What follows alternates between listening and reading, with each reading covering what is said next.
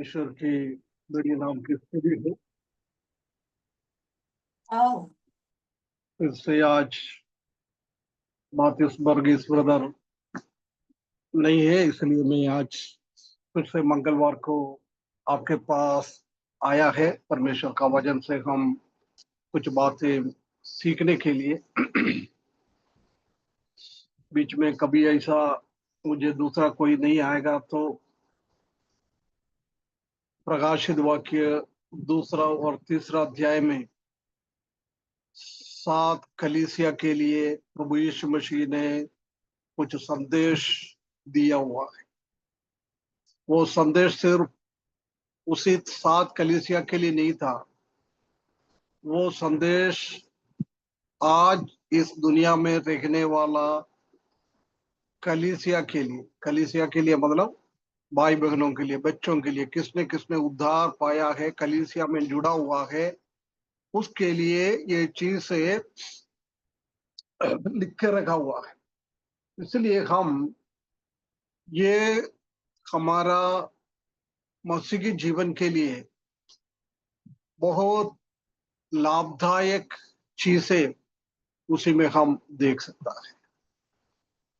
प्रभु यीशु मसीह कलीसिया के बीच में कौन है, एक एक कलीसिया में हम देख सकता है कि प्रभु यीशु मसीह कलीसिया में कैसे काम कर रहा है, किस नाम से काम कर रहा है, और वो कलीसिया के बारे में और कलीसिया का भलाई, कलीसिया ने प्रभु का महिमा के लिए और राज्य का विस्तार के लिए क्या किया है, वो प्रभु यीशु मसीह प्रोत्साहन के रूप में कलीसिया को बताता है। उसके बाद उनका कमजोरी हम देख सकता है, प्रभु यीशु मसीह उनका कमजोरी को बताता है। सिर्फ कमजोरी को बताकर उसको डांटने वाला नहीं है हमारा प्रभु। हमारा मसीही जीवन में कोई कमी घड़ी कमजोरी पाप आने के टाइम परमेश्वर ने हमको ऐसी अवसर देता है कि वह गलतियों से हमको कैसे सुलझना है, कैसे हम उसमें से बाहर आ सकता है। उसके लिए कई बातें हर एक कलीसिया के लिए प्रभु यीशु मसीह ने दिया हुआ है। वो सॉल्यूशन बताने के बाद प्रभु यीशु मसीह ने उनको मन फिराने के लिए अवसर देता है। मन फिराकर प्रभु के पास आ सकता है वापस। पहले हमने प्रभु के लिए कैसे काम किया है ऐसा कर सकता है। इसलिए प्रभु यीशु मसीह हमको आह्वान कर रहा है। यदि हम प्रभु यीशु मसीह को बात को ध्यान नहीं देता है,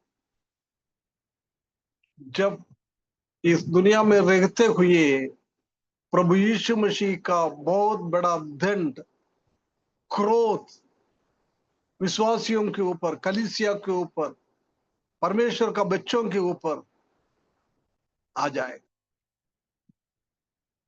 है ना। ये हर एक कलीसिया में हम देख सकता। आखिरी में जिसने वो गलतियों से विजय प्राप्त करता है, उनके लिए इनाम की घोषणा हम देख सकता है। पिछले 15वां हफ्ते से हमने एफेसोस की कलीसिया का दूध और अभी हम स्मुरना का कलीसिया का दूध को हम देख रहा है। उसका 8 से लेकर 9, 8 और 9 पद में क्या लिखा हुआ है, उसी चीजों को हम पिछले दिनों में ध्यान दिया था। एक बार और हम पढ़े प्रकाशित वाक्य दूसरा अध्याय, उसका 8 से लेकर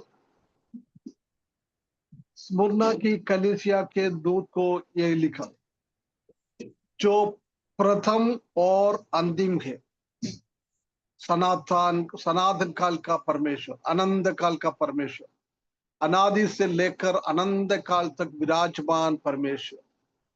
परमेश्वर के पहले इस दुनिया में कुछ भी नहीं। परमेश्वर का कोई आरंभ नहीं है, परमेश्वर खुद आरंभ है।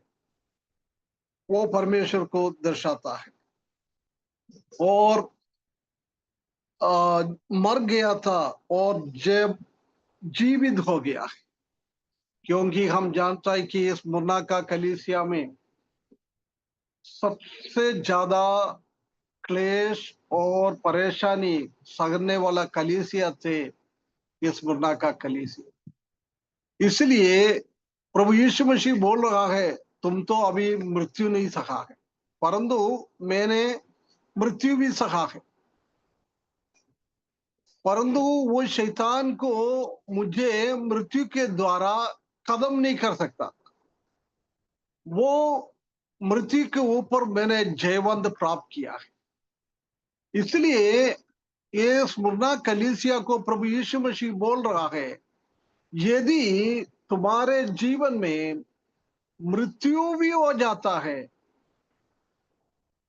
प्रिय भाइयों बहनों, डरने का जरूरत नहीं, क्योंकि हमारा प्रभु मृत्यु के ऊपर जय प्राप्त किया हुआ है। हमारे जीवन में भी शैतान सोचता होगा ये मृत्यु के द्वारा सब खत्म हो जाएगा, परंतु प्रभु यीशु मसीह इधर प्रोत्साहन की बात कहता है कि मैं कैसे मृत्यु में से जी उठा है, ऐसी एक दिन तुम भी यदि क्लेश के द्वारा, पीड़ा के द्वारा, तकलीफ के द्वारा तुम इस दुनिया से चले जाएगा, तो एक दिन ऐसी आएगा पुनरुत्थान के शक्ति के द्वारा प्रभु में स्वर्ग की ओर ले जाए। इसलिए बोल रहा है वो, मैं मरे हुए थे परंतु अभी मैं मरा नहीं है, मैं जीविता हूं, तुम भी ऐसी जीवित रखेंगे, है ना। उसके बाद क्या कहता है, वो ये कहता है कि मैं तेरे क्लेश और दरिद्रता को जानता हूं। क्लेश ऐसी एक शब्द है, एक 70 किलो के मनुष्य के ऊपर 7,000 किलो का एक चीज रखेगा तो क्या हालत होगा। ऐसी क्लेश सहन नहीं पाता है, उसमें से बेच नहीं पाता है।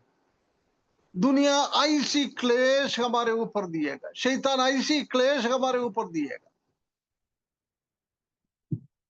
बहुत बहुत बहुत वचन वाला, हम खड़ा नहीं हो सकता है। ऐसी कभी कभी हमारे जीवन में क्लेश होता है। ये कलीसिया के ऊपर भी ऐसी क्लेश आ गया है। ये सब हमने पहले सीखा था, परंतु आज कुछ नया बाइल हो गए, इसलिए मैं थोड़ा सा बोल के आगे बढ़ाता हूँ, है ना। उसके बाद बोल रहा है दरिद्रता। यूनानी भाषा में दरिद्रता के लिए दो शब्द यूज करता है। एक शब्द का मतलब है दाल रोटी चलता है, ज्यादा मटन चिकन ऐसा कुछ चीज खा नहीं सकता है, बिल्कुल जीवन आगे बढ़ाने के लिए कुछ तो कुछ खा सकता है, कोई विटामिन नहीं है, कुछ भी नहीं है, पेट भरने के लिए थोड़ा बहुत खा सकता है, उसी को ये। परंतु ये एक शब्द ऐसी है, बिल्कुल खाने के लिए भी नहीं है, पीने के लिए भी नहीं है, कुछ भी नहीं है, कुछ भी नहीं है अपने हाथ में। इधर वो दरिद्रता को वो यूज करता है, उनके पास कुछ भी नहीं है, कुछ भी नहीं। ये स्मरणा का लोग बहुत अमीर लोग थे, परंतु जिन लोगों ने प्रभु यीशु मसीह को अपने उद्धारकर्ता के रूप में स्वीकारा है, इसलिए अन्य जाति लोगों इनका घर पे घुसकर उनका हर एक चीजों को बाहर कर दिया। खाने का चीज, पीने की चीज, सोना चांदी कुछ भी हो, सब उनका घर से बाहर करके उनके घर से भी उनको बाहर निकाल दिया। अभी उनके पास कुछ भी नहीं है, कुछ भी नहीं है खाने के। अभी भी हमारा वातावरण हम देख सकता है, मसीही लोगों को कितना कितना तंग कर रहा है, कितना तंग कर रहा है। दुनिया में कोई भी हमारा फेवर में नहीं, शासन करने वाला नहीं है, हमारा आस पड़ोस का लोग हमारे अनु फेवर में नहीं है, पुलिस वाला हमारे फेवर में नहीं है, न्यायाधीश लोग हमारे फेवर में नहीं है। यदि हमारे ऊपर कोई तकलीफ और परेशानी करेगा तो हम उसको रिपोर्ट करने के लिए जाएगा तो उल्टा हमारे ऊपर आरोप लगाकर जेल में बंद करता है। ऐसी एक स्थिति ये स्मुरना का कलीसिया में हुआ है, उसी हिसाब से आज भी 10% भी नहीं है, बिल्कुल कम है हमारा तकलीफ और परेशानी। परंतु इस स्मुरना का कलीसिया का समस्या बहुत भयंकर था, बहुत भयंकर। क्लेश और दरिद्रता वो मेन जान था। देखो आज भी हमारे जीवन में कुछ समस्या आता है, कुछ परेशानी आता है, जब हम प्रभु से कभी कभी पूछता है, प्रभु आप नहीं जानता है क्या, प्रभु ऐसा क्यों। प्रिय भाइयों बहनों, कभी भी हमारे जीवन में क्लेश और परेशानी और दुख आ जाएगा तो कभी भी हम परमेश्वर से, हमारा प्रभु से ऐसा ऐसा प्रश्न ना पूछे, क्योंकि हमारा परमेश्वर, हमारा प्रभु यीशु मसीह का बिना जानकारी में हमारे जीवन में कुछ भी नहीं होता है, कुछ भी नहीं होता है। बार बार में याद दिलाता है, हमारा सिर का एक बाल नीचे गिर जाएगा तो भी हम नहीं जानता है। हम नहाने के टाइम, हम कंघी करने के टाइम कितना बाल नीचे गिरता है, परंतु वो भी हमारा प्रभु जानता है। इसलिए हमारे जीवन में कोई भी समस्या आता है, वो हमारा पिता का जानकारी के बिना हमारे जीवन में नहीं होता है। इसलिए वो बोल रहा है, दरिद्रता को जानता हूं। हमारा प्रभु हमारा हर एक चीजों को जानने वाला है। इसलिए हम कभी भी हमारे जीवन में कोई समस्या आने के टाइम, कोई परेशानी आने के टाइम, हम प्रभु से कभी प्रश्न ना पूछे, ऐसा क्यों, ऐसा क्यों, ऐसा क्यों। सिर्फ हमको यही कहना है, क्या हमारे जीवन में होता है उसके लिए हमको धन्यवाद करना है। वही है आत्मिकता। हमारे जीवन में आत्मिकता का कमी होता है जब हम उल्टा पुल्टा प्रभु से पूछता है, हम चिल्लाता है, हमारे घर पे अशांति का वातावरण होता है, हमारे जीवन में कुछ तकलीफ और परेशानी आ जाएगा तो यदि कोई आत्मिकता में जीने वाला व्यक्ति है तो कुछ भी हमारे जीवन में आए, हम अच्छी तरह से मालूम है, बिना बिना मेरा पिताजी का जानकारी में मेरा जीवन में कुछ भी नहीं होता है, कुछ भी नहीं होता है। हमारा प्रभु सब कुछ जानने वाला है, सब कुछ जानने वाला। उसके बाद क्या बोल रहा है, परंतु तू धनी है। देख, बौद्धिक रीति से देखेगा तो तुम दरिद्रता में, इतना नीच स्थिति में, बिल्कुल कुछ भी नहीं है, एक रोटी बनाने का आटा भी नहीं है हमारे घर पे, ऐसी एक दरिद्रता का अवस्था है। परंतु प्रभु यीशु मसीह हमारे अंदर देखता है, हमको देखता है। प्रभु बोल रहा है, तुम बौद्धिक रीति से एक कंगाल का अनुभव में, दरिद्रता का अनुभव में क्लेश सकता है, परंतु आत्मिक रीति से मैं तुम में देखता है कि तुम, मैंने आपके लिए क्या किया, आत्मिक वरदान दिया है, आत्मिक आशीष मैंने दिया है, उसी में तुम लोग संपन्न। यही होना चाहिए हमारा जीवन। हम इस दुनिया में नाश होने वाला चीजों के लिए नहीं है, कीड़ा मकोड़ा खाने वाला चीजों के भरोसा नहीं रखना है। हम ऐसी जगह में प्रभु यीशु मसीह के, परमेश्वर का स्वर्ग में, उधर कोई भी हम क्या देखता है वो कभी भी खराब नहीं होता है। ऐसी चीजों को लिए हम हमारा जीवन बिताना है। ये स्मृति का कलीसिया, उनके जीवन में बौद्धिक रीति से खाने के लिए पीने के लिए नहीं था, परंतु उन लोगों ने परमेश्वर का राज्य का विस्तार के लिए आत्मिकता में बहुत आगे बढ़ा है। आत्मिकता में उन लोगों ने बहुत काम किया है। इसलिए प्रभु यीशु मसीह कहता है तुम धनी हो। उसके बाद क्या लिख रहे हैं, और जो लोग अपने अपने आप को यहूदी कहता है और है नहीं, पर शैतान की सभा है, उनकी निंदा का भी जानता है ना। ये पहला शताब्दी में और दूसरा शताब्दी में हम देख सकते हैं कि अधिकतर यहूदी समुदाय से प्रभु में आया हुआ लोग थे, अन्य जाति लोग बहुत कम थे। यानी इसलिए बोल रहा है जब यहूदी लोगों का विश्वास को छोड़कर इन लोगों ने प्रभु को अंगीकार किया है, कलीसिया का सदस्य बन गया है, जब हम जानता है कि यहूदी लोग इनको इतना तंग कर दिया है, इतना तकलीफ, इतना परेशानी, दरिद्रता और क्लेश सब ये यहूदी लोगों के द्वारा उनके जीवन में हो गया है। वो बोल रहा है ये परमेश्वर का संतान नहीं है। अब्राहम को मैंने बुलाया था, इसहाक के द्वारा, याकूब के द्वारा संतान बन गया था। वो अच्छा यहूदी लोग थे, परंतु आज का जमाने में ये यहूदी लोग सिर्फ नाम से यहूदी है, परंतु जीवन में उनका कोई भी यहूदी का स्वभाव हम नहीं देख सकते। ऐसा लोग इनको तंग कर रहा है। इसी बात को हम पिछले दिनों में देखा था।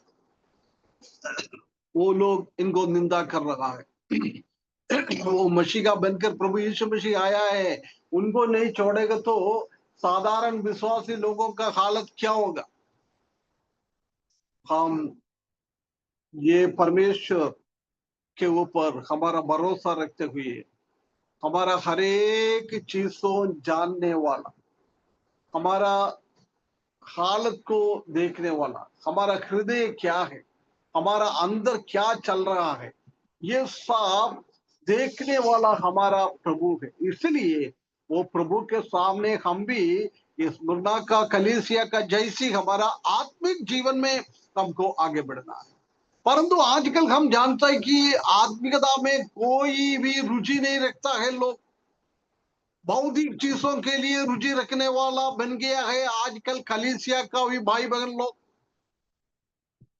धन चाहिए, दौलत चाहिए, दुनिया में एक पदवी चाहिए, उसके लिए काम कर रहा है, उसके लिए दिन रात 24 घंटा काम करता है। परंतु आत्मिकता के लिए हम 10 मिनट भी काम नहीं कर रहा है।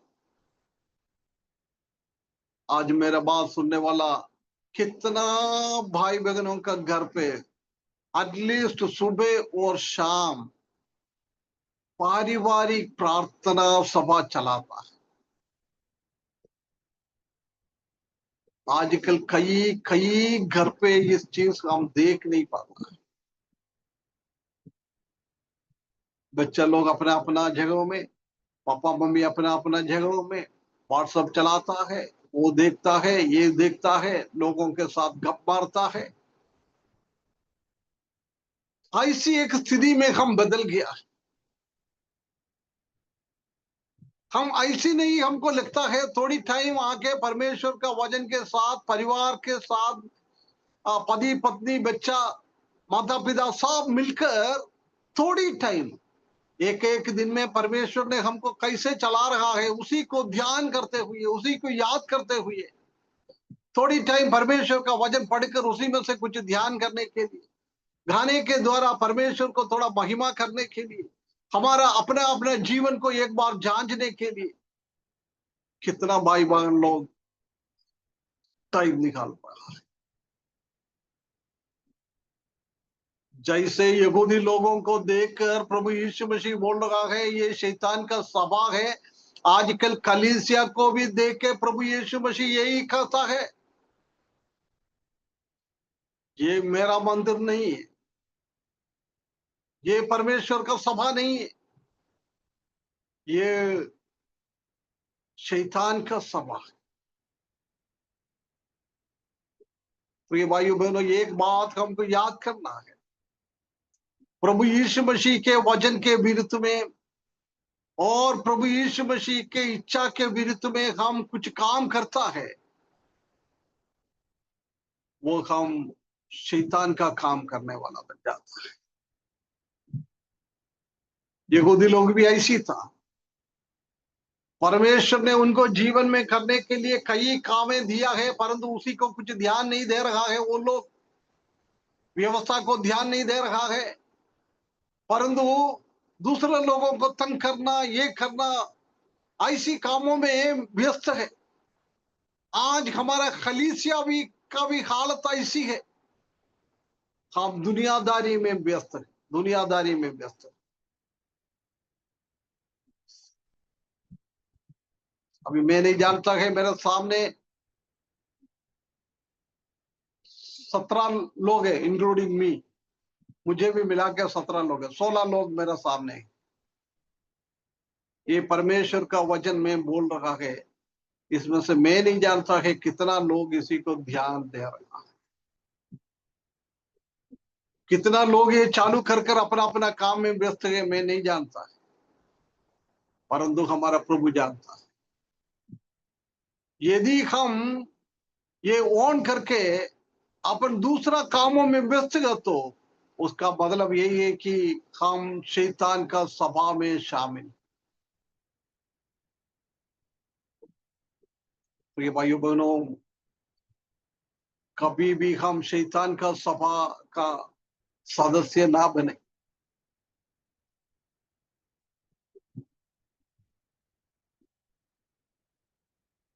मैंने बार बार भाई लोगों को बोलता है, यदि आप कुछ दूसरा कुछ काम में व्यस्त हो तो प्लीज इसी में जुड़ो मत, ये चालू करके दूसरा काम मत करो। आपको 1 घंटा परमेश्वर के वचन के सामने बैठने के लिए टाइम है, तो ही ध्यान से सुनने के लिए आके बैठ जाए। जब हम परमेश्वर का सभा में होता है, नहीं तो हम शैतान का सभा। हम परमेश्वर को आराधना करने के लिए आता है। जब हमको हमेशा प्रभु यीशु मसीह ने हमारे लिए क्या किया है, प्रभु परमेश्वर ने हमारे लिए क्या किया है, उसी चीजों को हमको याद कर कर परमेश्वर को स्तुति और महिमा करना है। यदि उसी टाइम मेरा हृदय, मेरा मन और कहीं है, तो ये भाइयों बहनों, हम में शैतान का स्वभाव।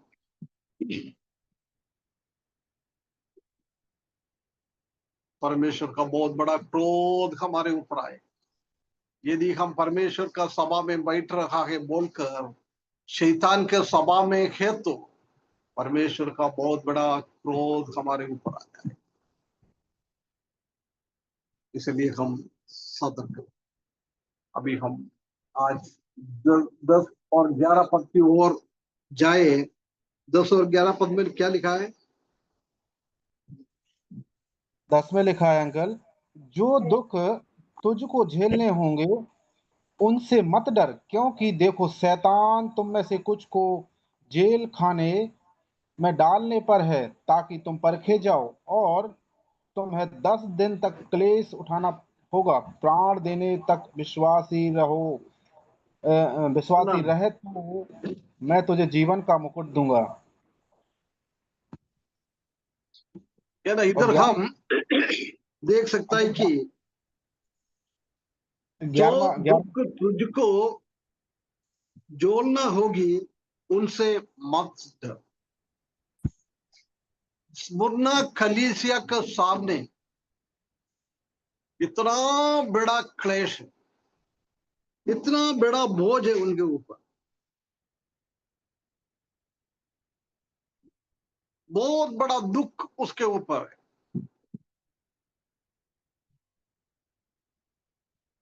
क्लेश ऐसी है, उनको सहन नहीं कर सकता है।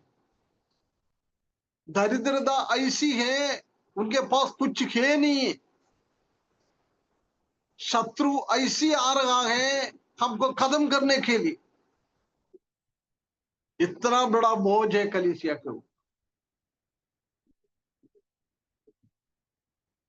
आजकल हम थोड़ा बहुत तो बोझ हम भी अनुभव कर रहा है, हम सुन रहा है लोगों के ऊपर क्या क्या हो रहा है। पिछले हफ्ते रायपुर में, नहीं सॉरी, जयपुर में एक कलीसिया में लोग घुसकर उधर का पास्टर को, विश्वासी लोगों को कमरा बंद करके इतना पीटा है, इतना पीटा है, इतना मारा है। ऐसी एक स्थिति में हम आजकल नहीं सुन रहा, रोज हम सुनते आ रहा, फालतू घुसकर मारता है, पीटता है, पुलिस थाने में लेके जाता है, गलत बातें उनके ऊपर बोलकर उसी को जेल में भिजवाता है। अनेक आराधनालय आजकल बंद है। घर पे मिलकर कुछ लोग आराधना करता था, प्रभु का महिमा करता था, प्रभु को स्तुति करता था, वो बंद करवा दिया है। कई कॉलोनी के अंदर कलीसिया बनाकर आराधना करता था, वो भी बंद करवा दिया है। बहुत सारा समस्या आज हमारे ऊपर भी हम देख सकता है। उसी चीज को वो इधर भी बोल रहा है, जो दुख तुझको झेलना होगा उससे मत डर। उसको हमको डरने का जरूरत है, उसको हम डरने का जरूर नहीं है। परमेश्वर बोल रहा है उसी को मत डर। दो उपदेश कष्ट और तकलीफ सहने वाला कलीसिया को, विश्वासियों को परमेश्वर देता है। सबसे पहला है उसको मत डर। उसका मतलब यही है कि ये सब देख के डरावना हमारे हृदय में आता है, हमारे जीवन में आ जाता है। हम मनुष्य है, हम, हमारा शरीर का उद्धार अभी हुआ नहीं है, हम साधारण मनुष्य शरीर में रग रगा है। हमारा हृदय भी वही है, हमारा मन भी वही है। इसलिए डरने का चांस हमारे जीवन में भी आ जाता है। लोग लाठी लेके आता है, तलवार लेके आता है, हमारा कलीसिया में घुस जाता है, कमरे में घुस जाता है, हम तो डर जाता है ना। हम स्वर्गदूत नहीं है हम, परंतु प्रभु यीशु मसीह आने के टाइम हम स्वर्गदूत बनेगा, परंतु अभी हम स्वर्गदूत के जैसा नहीं। अभी हमारा मांस और लहू से भरा हुआ शरीर, इसी में मारेगा तो हमको दर्द लगता है, परेशान करेगा तो हमको उसी का महसूस हो जाता है। डरावना का अनुभव आजकल कई कलीसिया में हम देख सकता है कि डरते डरते आराधना कर रहा है। कब आएगा ये लोग मारने के लिए, पीटने के लिए, बंद करने के लिए। ऐसी एक स्थिति में है आजकल कलीसिया। इससे भी बढ़कर था स्मिरना का कलीसिया में, सिर्फ डरने का अनुभव है, कोई भरोसा रखने के लिए है नहीं।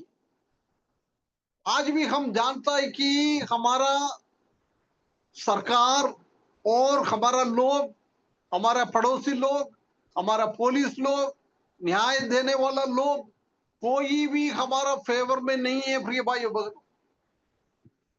इसलिए डरावना है हमारा चारों ओर। परंतु प्रभु यीशु मसीह बोल रहा है, स्टॉप टू फियर, डरने का बंद करो, डरना मत। इधर बोल रहा है, उसका मतलब यही है कि अभी तुम्हारे जीवन में डरावना का एक अनुभव है, परंतु मैं आपसे कहता हूं कि ये डरावना बंद करो। अभी डरने का कोई जरूरत नहीं है, कोई जरूरत नहीं। कौन बोल रहा है? मृत्यु से जय प्राप्त किया हुआ हमारा प्रभु यीशु मसीह बोल रहा है। प्रभु बोल रहा है, मुझे भी ये शैतान और दुनिया का लोग और यहूदी लोग, रोमन लोग डरावना, डराने के लिए इतना कोशिश किया था, इतना कोशिश किया था, परंतु उनके सामने मैंने नहीं डरा है, ये मैं जीवन प्राप्त किया है। तुम मेरा संतान है, मेरा स्वभाव का है। अभी ये लोग तुमको डरा रहा है, परंतु एक दिन ऐसी होगा, इन लोगों के ऊपर हम विजय प्राप्त करने वाला, शैतान के ऊपर विजय प्राप्त करने वाला लोग बन जाएगा, लोग बन जाए। इसलिए बोल रहा है, डरना बंद करो। डरो मत नहीं है, डरना बंद करो। हमारा प्रभु का बात ही है, सर्वशक्तिमान परमेश्वर हमारा हालत जानने वाला, आने वाला दिनों में हमारे जीवन में क्या होने वाला है सब जानने वाला, भविष्य को आज के जैसी जानने वाला परमेश्वर ये बात कहता है, तुम डरना बंद करो, डरो मत। कितना सांत्वना का बात है। आज भी ये प्रभु हमारे हृदयों में बात कर रहा है, हमारे कानों में ये आवाज आ रहा है। ये जॉर्ज जॉन का आवाज नहीं है प्रिय भाइयों, मैं बात करता है, परंतु ये बात मेरे लिए भी है। ये बात मेरा हृदय में भी घुस जाता है, मेरे कानों में भी घुस जाता है, क्योंकि ये परमेश्वर का वाणी है, प्रभु यीशु मसीह का वाणी है। प्रभु यीशु मसीह हमसे बात कर रहा है। चारों ओर डरावना का अनुभव है, परंतु डरो मत, डरना बंद करो। कोई जरूर नहीं है इनसे डरने के लिए, क्योंकि ये हरा हुआ एक अवस्था में, परंतु हमारे साथ है वो विजय प्राप्त किया हुआ परमेश्वर। इसलिए वचन 23 में से भी हम पढ़ रहा है, उसका 14वां पद बहुत बहुत अच्छा लगता है। घोर अंधकार का अनुभव में होते हुए भी हम जाता है, डरो मत, क्योंकि प्रभु हमारे साथ है। परमेश्वर का सखित्व को, परमेश्वर का फ्रेंडशिप को हम महसूस करने वाला लोग है, हमारे साथ है। वो सांत्वना देने वाला हमारे पास है, उनका लाठी और हमको सांत्वना देता है, हमको आश्वासन देता है। वो परमेश्वर, वो प्रभु हमसे कहता है, डरो मत, डरो मत, डरना बंद करो। हम जानता है कि परमेश्वर का वचन में 366 बार ये फ्रेज को हम देख सकता है, डरो मत, डरना नहीं है। ऐसी संबंध में 366 बार लिखा हुआ है, क्योंकि हम जानता है कि एक साल में 365 है, परंतु 4 4 साल इकट्ठा हो जाता है, उसी टाइम 366 हो जाता है।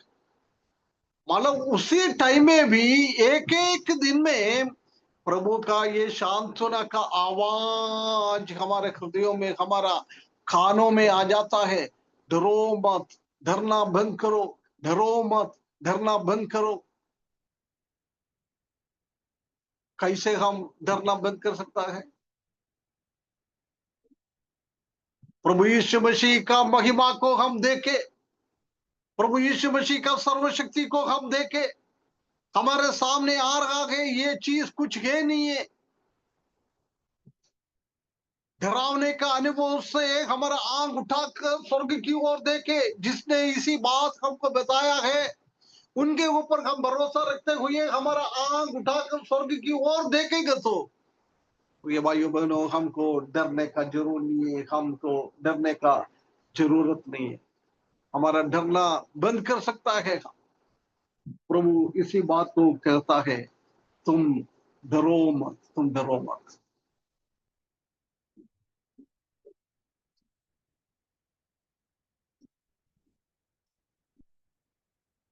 परमेश्वर का हाथ हमारे ऊपर है।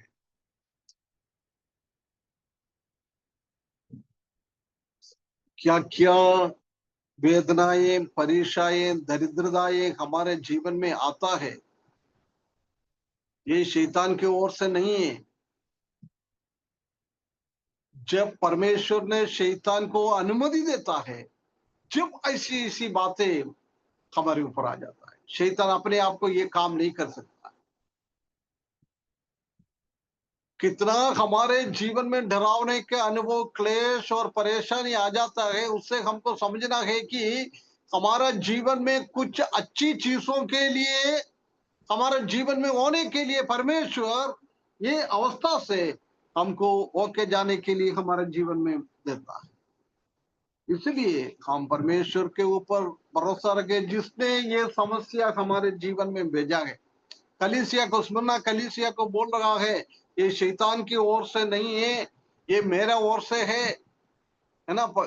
रोमियो की किताब में हम देख सकते हैं कि हमारे जीवन में बहुत सारा परीक्षाएं आता है, परंतु वो परीक्षा के साथ साथ सॉल्यूशन भी परमेश्वर देता है।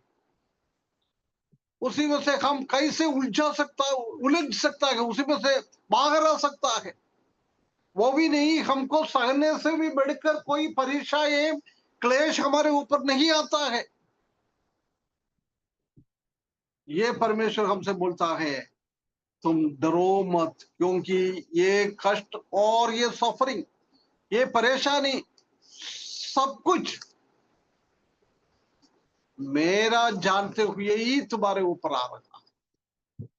Do not fear. कुछ भी चीज के हो, हम डरना मत। कितना भी छोटा ही बात हो, कितना भी बड़ा ही बातें हमारे सामने आता है, उसी को हमको ध्यान नहीं रखना है, उसी को हमको डरने का जरूर नहीं है।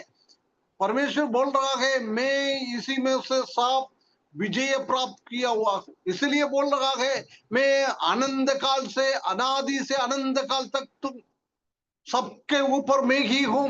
मेरे ऊपर कोई चीज नहीं है, शैतान नहीं है। शैतान ने कितना क्लेश और परेशानी तुम्हारे ऊपर डाल रहा है, वो सब मेरा अंदर ही है, मेरा बाहर नहीं है ये सब चीज। बोल रहा है, मैं मरा हुआ था परंतु मैं अभी जिंदा हूं। बोल रहा है, ये शैतान ने मुझे भी ये अनुभव से होने के लिए अवश्य चले गया था मैं, परंतु शैतान कभी मेरा ऊपर विजय प्राप्त नहीं किया है। कितना क्लेश और कितना परेशानी, कितना पीड़ा ये मेरे जीवन में दिया है, उससे ऊपर मैंने विजय प्राप्त किया है। ये भाइयों बहनों, ये डरो मत बोलने के द्वारा प्रभु वही कहता है, अभी हमसे वही कहता है, मैं ये हर एक चीजों के ऊपर विजय प्राप्त किया हुआ है। मैं खबर से मेरा जी उठा है। मैं, उन लोगों ने खत्म करने के लिए कोशिश किया था परंतु खत्म नहीं कर पाया, मैंने तीसरा दिन जी उठा। इसी हर एक क्लेश और परेशानी से मैं बाहर आ गया है। इसलिए तुमको बोल रहा है, इससे भी बढ़कर हम क्या क्लेश सह रहा है, हमारा क्लेश कुछ है नहीं। प्रभु यीशु मसीह ने काल्वरी क्रूस पर हमारे लिए कष्ट और तकलीफ सहा है ना, उसी के संबंध में हम देखेंगे तो हमारा क्लेश कुछ भी नहीं। उसी का 1% भी हमारे जीवन में क्लेश और तकलीफ नहीं है। इसलिए बोल रहा है, इतना बड़ा क्लेश मेरे ऊपर आया था, इतना बड़ा बड़ा ये मेरे ऊपर आया था, परंतु मैं उसमें से विजय प्राप्त किया है। इसलिए आपके ऊपर आ रहा है ये क्लेश कुछ भी नहीं है, तकलीफ परेशानी कुछ भी नहीं है। इसलिए तुम डरने का जरूर नहीं, है ना। Fear nothing. किसी चीज के ऊपर तुमको डरने का जरूर नहीं है, यही प्रभु यीशु मसीह हमसे कहता है। प्रभु यीशु मसीह ने हमारा बोझ को हमसे दूर कर दिया है। प्रभु यीशु मसीह हमारा देखभाल कर रहा है, हमारे ऊपर विजय प्राप्त किया हुआ प्रभु हमारा बोझ उठा रहा है, हमारा देखभाल कर रहा है। एक दो पद हम पढ़े, फिलिपियों की किताब 4 अध्याय 6 से 8। किसी भी बात की चिंता मत करो, परंतु हर एक किसी भी चीज का चिंता मत करो। उसी के अंदर क्या क्या चीज है वो सब उसी में है। दरिद्रता हो उसी में है, क्लेश हो उसी में है, भूख हो उसी में है, नौकरी नहीं है वो भी उसी में है, मारता है लोग उसी में है, शैतान हमारे ऊपर मारपीट लेके आता है वो भी किसी में है, कुछ भी चीज हो, किसी चीज को उसमें से वो लिस्ट में कोई भी बाहर नहीं है। हर एक चीज हमारे ऊपर आ रहा है, ये स्मिर्ना का कलीसिया के ऊपर आ रहा है, फिलिपियों की कलीसिया के ऊपर आ रहा है। किसी की चीज चिंता मत करो। हाँ, परंतु हर एक बात में तुम्हारे निवेदन, प्रार्थना और विनती के द्वारा धन्यवाद के साथ परमेश्वर के सम्मुख उपस्थित किए जाए। देखो देखो हमारे जीवन में कुछ भी तकलीफ परेशानी आ जाता है, उसी के बारे में ना चिंता करते हुए परमेश्वर के सामने जाए, विनती करे, हम प्रार्थना करें। कैसे? धन्यवाद के साथ बोल सकता है। अभी हमारे कलीसिया में इतना परेशानी और तकलीफ आ रहा है, हम परमेश्वर को धन्यवाद कर सकता है। प्रभु 2025 में हमारे ऊपर आ रहा है ये तकलीफ और परेशानी के लिए, ये पीड़ा के लिए हम धन्यवाद करता है। हम रोता है, ओ प्रभु ये हटाओ, प्रभु ये हटाओ, हैं? हम रोता है, हटाने के लिए रोता है, परंतु प्रभु क्या कहता है? कोई भी चिंता हो, कुछ भी हो, उसी के बारे में चिंता मत करे, तुम्हारा हर एक बातें धन्यवाद के साथ। प्रभु आज हमारे ऊपर ये क्लेश आ रहा है, कलीसिया के ऊपर ये क्लेश आ रहा है, इसलिए मैं आपको धन्यवाद करता हूँ प्रभु, धन्यवाद करता हूँ प्रभु। ये आपका महिमा के लिए प्रभु, ये मेरा आत्मिक जीवन का उन्नति के लिए प्रभु जी, इसमें से भलाई हो रहा है प्रभु जी, इसलिए मैं आपको धन्यवाद करता हूँ। जितना लोग ऐसी धन्यवाद कर सकता है, यदि हम ऐसे धन्यवाद कर सकता है, उसका मतलब हमारा आत्मिकता को दर्शाता है। यदि हम इसी चीजों में भयभीत हो जाता है, परमेश्वर से हम प्रार्थना नहीं कर रहा है, परमेश्वर को हम उसी चीज को लिए धन्यवाद नहीं कर रहा है, उसका मतलब हम आत्मिकता में बहुत बहुत कमजोर है। आगे पढ़ो। तब परमेश्वर की शांति जो समझ से बिल्कुल परे है, तुम्हारे हृदय और तुम्हारे विचारों को मसीह यीशु में सुरक्षित रखेगी। ओ क्या कहता है ये, हमारा हृदय व्याकुल ना हो जाए। जब हमारे जीवन में क्लेश आता है, दरिद्रता आता है, पीड़ा आता है, जब वो परमेश्वर हमारे साथ है, प्रभु यीशु मसीह हमारे साथ है, प्रभु यीशु मसीह का शांति हमारे साथ है, आग से जलते हुए हृदय के अंदर सांत्वना देने वाला हमारा बुद्धि से हम समझ नहीं पाता है, ऐसी शांति लेके प्रभु हमारे हृदय में आता है। ये देखने के टाइम ऐसी ऐसी पीड़ा, ये क्लेश है हमारे जीवन में देखने के टाइम हम शांति का वातावरण में नहीं रख रहा है, उसका मतलब हमारे हृदय में प्रभु यीशु मसीह का शांति है नहीं है। प्रभु यीशु मसीह को हम अपना उद्धार करते के रूप में हमारा स्वामी है, हम वो स्थिति में नहीं। यदि हम हमारा पूरा हमारे जीवन का प्रभुता परमेश्वर को दिएगा, तो प्रभु को दिएगा, तो हम चिंता नहीं कर रहे हो, तो प्रभु का ये शांति मनुष्य का बुद्धि से बाहर है, ऐसी शांति से हम प्रभु हमको भरता है। कितना लोग ये एक्सपीरियंस कर रहा है परमेश्वर का शांति को, मनुष्य के बुद्धि से बाहर परमेश्वर के शांति को हम अनुभव कर रहे हैं। प्रभु में आइए, प्रभु के पास आए, आत्मिकता में आगे बढ़े, विश्वास में आगे बढ़े, प्रार्थना में आगे बढ़े, परमेश्वर का वचन पढ़ने में आगे बढ़े, पाप से हम दूर हो जाए, गलत गलत विचारों से हम दूर हो जाए, हमारे भाई बहनों के ऊपर हमारा नफरत खत्म करे, एक दूसरे से हम प्रेम करें, एक दूसरे से मिलकर हम काम करें। जब ये परमेश्वर का शांति हमारे हृदय में काम करता है। और आगे क्या ब्रदर, खत्म हो गया जी, खत्म हो गया। है ना। उसके बाद पहला पत्रोस 5:7। हाँ, और अपनी सारी चिंता उसी पर डाल दो क्योंकि उसको तुम्हारा ध्यान है। है ना। हमारे हरेक बोझ को हमारे बारे में ध्यान रखने वाला प्रभु के ऊपर डालो। प्रभु बोल रहा है, मेरे को मालूम है तुम इस दुनिया में रहने के टाइम, ये पृथ्वी के रहने के टाइम ऐसी ऐसी बोझ तुम्हारे ऊपर आ जाता है, क्लेश आता है, दरिद्रता आ जाता है, उसी के द्वारा तुम्हारे ऊपर बोझ हो जाता है। परंतु प्रभु बोल रहा है तुमको बोझ उठाने का जरूर नहीं है, तुमको ये भार उठाने का जरूर नहीं है। तुम्हारा जीवन का क्लेश और तकलीफ और परेशानी और बोझ और भार, ये सब उठाने के लिए मैं तैयार हूं। पाप के कारण, गलत व्यवहार के कारण आ रहा है, वो बोझ की बात नहीं कर रहा है। आत्मिकता में हम आगे बढ़ने के टाइम ये दुनिया के हिसाब से कितना बोझ हमारे ऊपर डालता है, वो लेने के लिए प्रभु तैयार है, प्रभु तैयार है।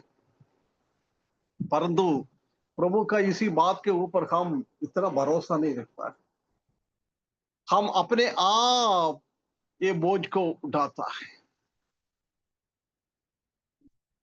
प्रभु बोला है मेरे ऊपर डालो, उसके बावजूद हम क्यों ये बोझ उठाता है?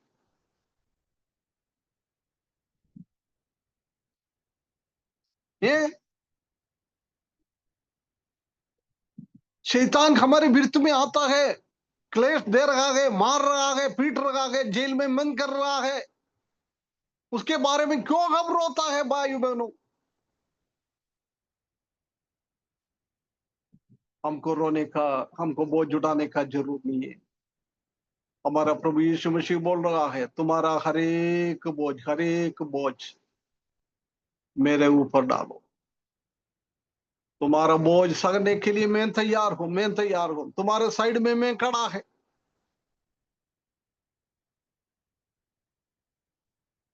प्रभु के ऊपर हमारा बोझ डाले। हमको कोई भी चीज का चिंता करने का जरूरत नहीं। यशायाह की किताब 41 अध्याय 10वें पद।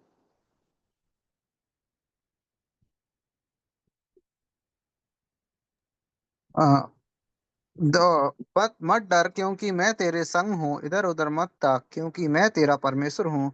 मैं तुझे दृढ़ करूंगा और तेरी सहायता करूंगा और अपने धर्म में दाहिने हाथ से मैं तुझे संभाले रहूंगा।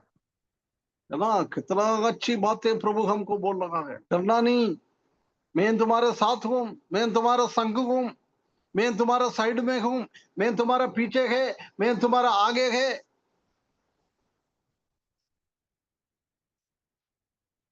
डरो मत, डरना बंद करो। कल के बारे में बोझ ना रखे। कल कल क्या होगा, कल हमारा नहीं है।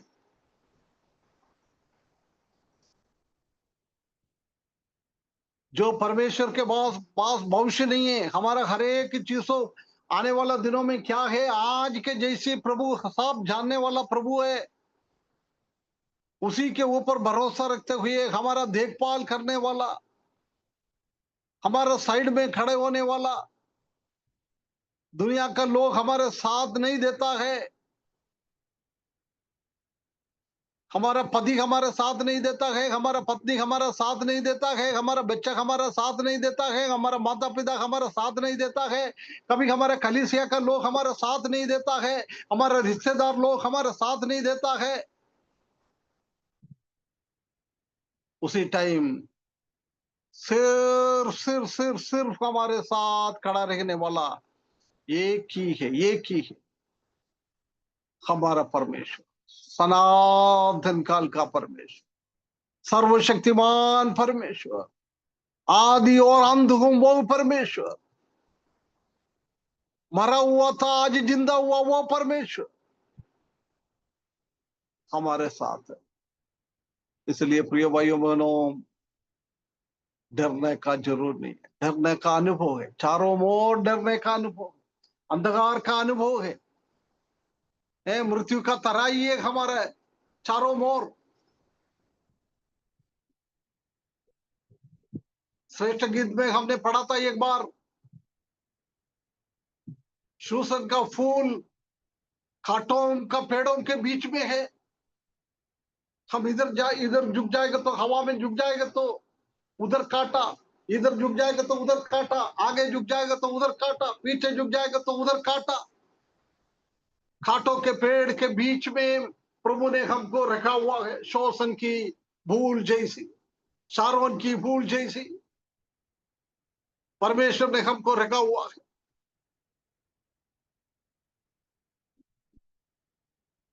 इसलिए प्रिय भाइयों बहनों, हम डरो मत, हम डरने का जरूर नहीं।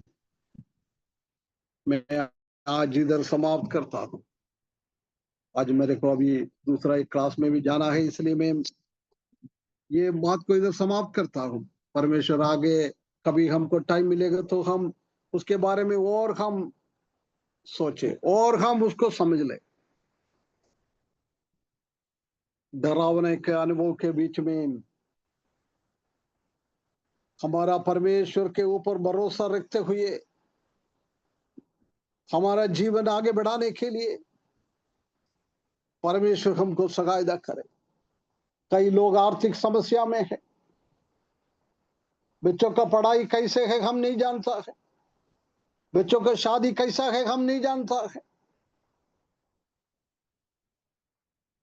कल हमारे जीवन में कोई कैंसर हो, हार्ट अटैक हो, ब्रेन में कुछ तकलीफ हो, लाखों रुपया खर्चा होता है उसी का ठीक करने के लिए, हम नहीं जानता है क्या होगा। चिंता हमारा परमेश्वर के ऊपर डाले, परमेश्वर के ऊपर डाले। प्रभु यीशु मसीह बोल रहा है, ये स्थिति को, तुम्हारा दरिद्रता इतना कठिन है, तुम्हारा क्लेश इतना कठिन है, मैं जानता हूं, परंतु सर्वशक्तिमान है, मैं तुम्हारे साथ हूं, तुम्हारे साइड में हूं, इसलिए तुम डरो मत। क्लेश और परेशानी के बीच में प्रभु हमको दे रहा है सांत्वना का शब्द है, डरने का बंद करो, डरो मत। परमेश्वर के ऊपर भरोसा रखते हुए हमारा जीवन को आगे बढ़ाने के लिए इस वचन के द्वारा स्मरणा का कलीसिया को प्रभु यीशु मसीह क्या बात कहता है आज हमारे कलीसिया के साथ, हमारे व्यक्तिगत जीवन में, हमारे पारिवारिक जीवन में प्रभु यीशु मसीह वो बात को कहता है, उसके ऊपर भरोसा रखते हुए कोई भी चीज का चिंता मत करे। हर एक चीज परमेश्वर का सामने रखने के लिए और किसी को नहीं बोलना है ना। अभी हम जानते हैं कि मसीही लोगों के विरुद्ध में ये लोग ऐसी सतावट करता है, सब लोग क्या है, पुलिस थाने के सामने जाता है, कलेक्टर ऑफिस में जाता है, मुख्यमंत्री को लिख के भेजता है, प्राइम मिनिस्टर को लिख के भेजता है। तो ये भाइयों बहनों कुछ जरूर नहीं है। हमारा परमेश्वर इस दुनिया को शासन करने वाले से कितना बड़ा है। ये दुनिया को शासन करने वाला प्रभु यीशु मसीह का अधीनता में वो लोग, सर्वशक्तिमान परमेश्वर के ऊपर भरोसा रखते हुए हमारा पिटीशन सिर्फ एक ही जगह में, फिलिपियों की किताब में वही हमने पढ़ा था, चारों ओर चिंता आने के टाइम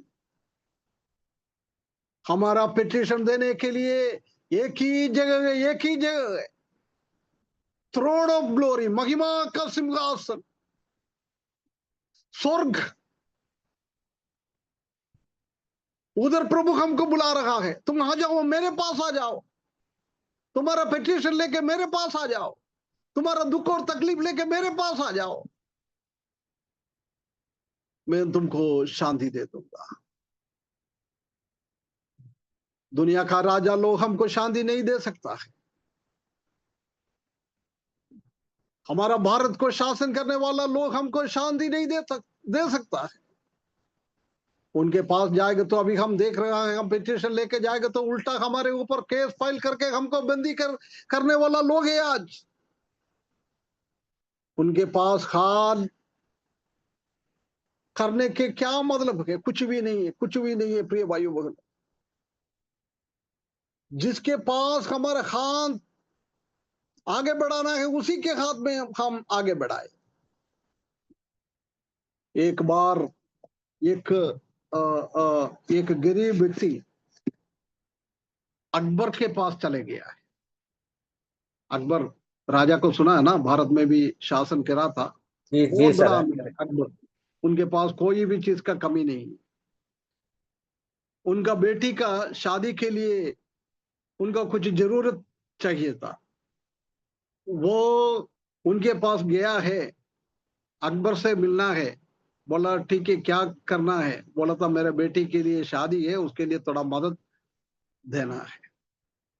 बोला था अभी अभी अकबर दुआ कर रहे, प्रार्थना कर रहा है। हम जानते हैं कि मुसलमान लोग दिन में 3 बार उनका टाइम है जाके प्रार्थना नवाज। करता है, आराधना करते हैं, इछरते रहते हैं। हमारे मसीही लोग भी हम इतना नहीं करता है, वो लोग इतना करता है।